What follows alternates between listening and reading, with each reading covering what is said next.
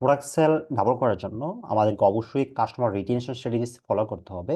যদি হচ্ছে আমরা এটা ফলো করে থাকি তাহলে আমাদের কোম্পানি সেল এবং কোম্পানি খুব দ্রুত গ্রো হয়ে থাকে।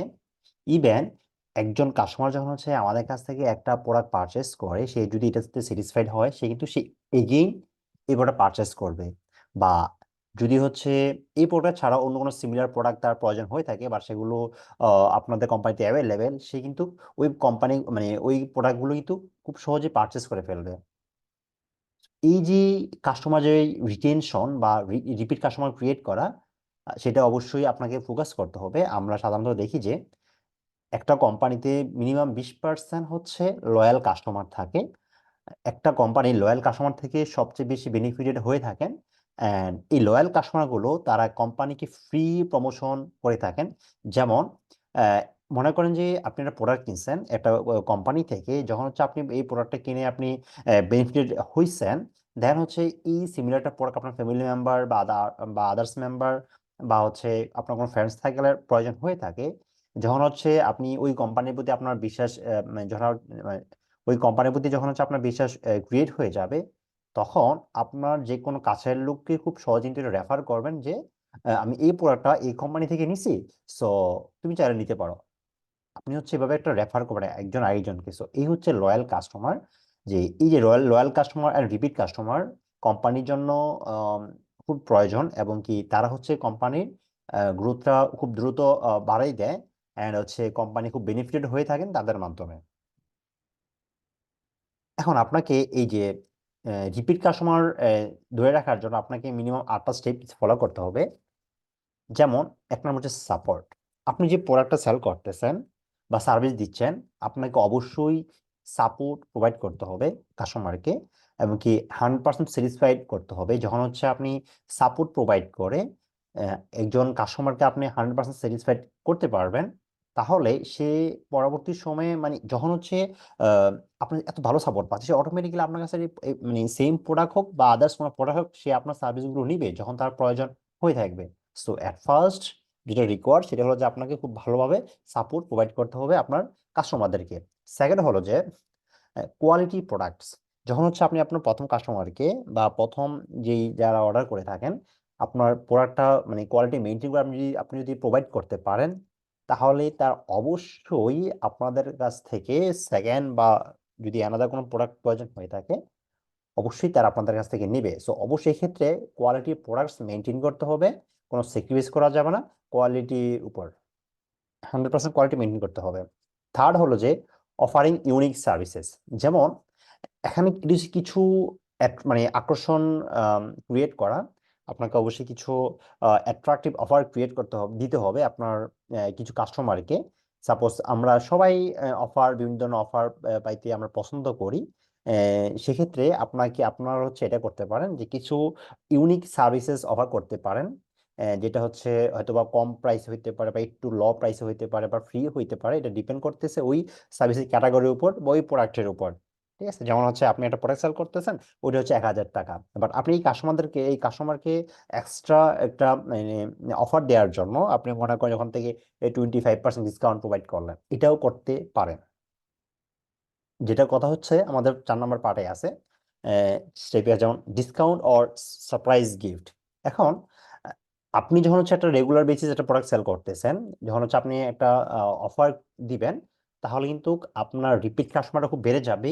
ইভেন বর্তমান সময়ে আমরা অনেকেই অফার মানে ওয়েট করি যে এই প্রোডাক্ট আমার পছন্দ, কখন এই কোম্পানি অফারটা দিবে বা অফার দেওয়া শুরু করবে, তখন কিন্তু আমরা ডিসকাউন্টটা আমরা ইউজ করি।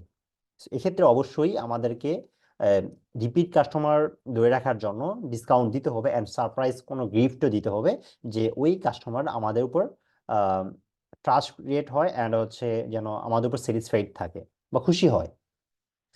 যেমন হচ্ছে আমরা বিভিন্ন অফার দেখে থাকি, যেমন হচ্ছে উম, মানে যেমন হচ্ছে আমরা 11/11 অফার দেখে থাকি, যে ওই দিনটাতে হচ্ছে ওয়ার্ল্ডের মধ্যে মোটামুটি যাদের মানে অলমোস্ট অনেক বড় বড় কোম্পানিগুলো ওরা অফার দিয়ে থাকেন।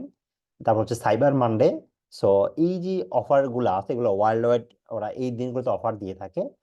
সেক্ষেত্রে আপনারা যখন হচ্ছে এভাবে কোনো ডিসকাউন্ট বা সারপ্রাইজ কোনো গিফট প্রোভাইড করবেন আপনার কাস্টমারদেরকে, তাহলে হচ্ছে তারা আপনার মানে রিপিট কাস্টমার হয়ে যাবে, এন্ড হচ্ছে এগেইন আপনার কাছ থেকে এই প্রোডাক্টটা কিনবে। বাকি যেই চারটা পার্ট সেটা হলো যে ফিডব্যাক কালেকশন। এখন অবশ্যই আপনার যে আপনি যে প্রোডাক্টটা প্রোভাইড করতেছেন বা সার্ভিসে দিচ্ছেন, এই সার্ভিসটা পাওয়ার পরে আপনার যেই কাস্টমার যেই ফিডব্যাক সেটা অবশ্যই আপনাকে কালেকশন করতে হবে এবং কি ইমপ্লিমেন্টেশন করতে হবে। যখন আপনি ইমপ্লিমেন্ট করতে পারবেন প্রপারলি ভাবে, দেন হচ্ছে আপনি বুঝতে পারবেন যে আপনার কোথায় ইমপ্রুভ করাটা প্রয়োজন বা কোন কোন বিষয়গুলো ফোকাস করা অবশ্যই আপনার দরকার হয়ে থাকে।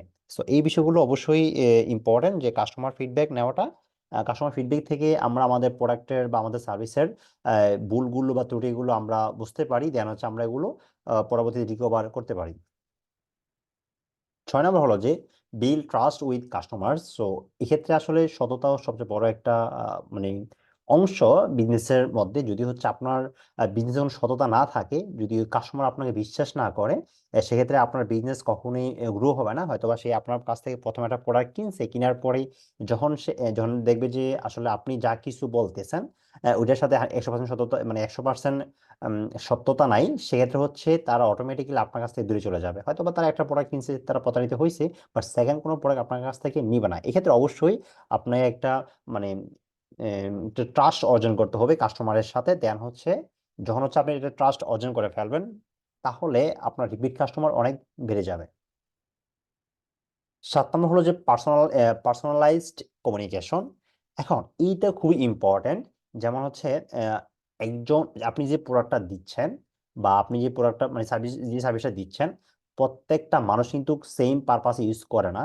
বা অনেকে হয়তো বা কিছু প্রোডাক্ট আছে সেম পারপাসে ইউজ করে, বা কিছু প্রোডাক্ট আছে সেম পারপাসে ইউজ করে, তার অন্য কোনো একটা কারণে হইতে পারে। এখন আপনাকে অ্যাট ফার্স্ট যেসব কাস্টমারগুলো রিপিট কিনতে চাচ্ছে বা কাস্টমার কিনতে চাচ্ছে, তাদের যে প্রবলেমগুলো থাকে বা পার্সোনালি তাদেরকে এটা বোঝার সুযোগ দিবেন যে আপনার এটা কেন প্রয়োজন, বা আপনার আপনি যদি এটা নেন আপনার কি কি উপকার হইতে পারে, বা আপনি যে সমস্যাগুলো ফেস করতেছেন, অর্থাৎ আপনার এই সমস্যাটার জন্য আপনার এইটা অবশ্যই এটা দরকার। যদি হচ্ছে আপনি এটা নেন, তাহলে হচ্ছে আপনার এই সমস্যাগুলো এভাবে সলভ আপনি করতে পারবেন। এভাবে হচ্ছে পার্সোনালি কমিশন করতে হবে কাস্টমারের সাথে। যখন হচ্ছে আপনি পার্সোনালি কমিশন করবেন, তখন আপনার প্রতি একটা মানে যে কোনো কাস্টমার খুব মানে একটা ভালো একটা কমিউনিকেশন মানে আপনার হবে, অ্যান্ড ভালো একটা রিলেশন বিল্ড আপ হয়। সো পার্সোনালাইজড কমিউনিকেশন এটা ইম্পর্টেন্ট রিপিট কাস্টমার ধরে রাখার জন্য। 8 নম্বর হলো stand a company news letter. এটা আসলে বাংলাদেশের মধ্যে এতটা ইম্পর্টেন্ট না, বাট এটা বাইরের ক্ষেত্রে খুব ইম্পর্টেন্ট। তবে হ্যাঁ, বাংলাদেশের মধ্যে এখন আপনি ট্রাই করতে পারেন। বাংলাদেশ এখন খুব স্মার্ট হচ্ছে, অ্যান্ড প্রত্যেকে হচ্ছে তাদের ইমেলগুলো ফলো করতেছে বা দেখে যে stand a company news news letter. যে আপনি যদি একটা ইমেল মানে একটা ইমেল টেমপ্লেট ক্রিয়েট করে আপনি উইকলি যদি একটা ইমেল করেন আপনার কাস্টমারদেরকে, তাহলে হচ্ছে তারা কিন্তু আপনার প্রোডাক্ট বা আপনার সার্ভিস জানবে। যখন যে প্রোডাক্টটা আপনি দিচ্ছেন হয়তোবা সে সবগুলো ওপেন করবে না বা কয়েকটা ওপেন করবে, বা যখন মানে যেহেতু হচ্ছে সে আপনার ক্লায়েন্ট, অতএব তার এটার প্রয়োজন বিদায় সে আপনার কাছে প্রোডাক্টটা নিছে, অ্যান্ড হচ্ছে তার পার্সোনাল ইনফরমেশন আপনার শেয়ার করছে। যখন হচ্ছে পরবর্তীতে আপনি সেম কোনো প্রোডাক্ট আবার তাকে সেন্ড করবেন, হয়তোবা সে এটার প্রতি ইন্টারেস্ট হইতে পারে, বা না হইলেও হয়তোবা সিমিলার অন্য কোনো প্রোডাক্টে ইন্টারেস্ট হইতে পারে। সেই কারণে রিমাইন্ডের মতো কাজ করে যে নিউজ নিউজ লেটারগুলো।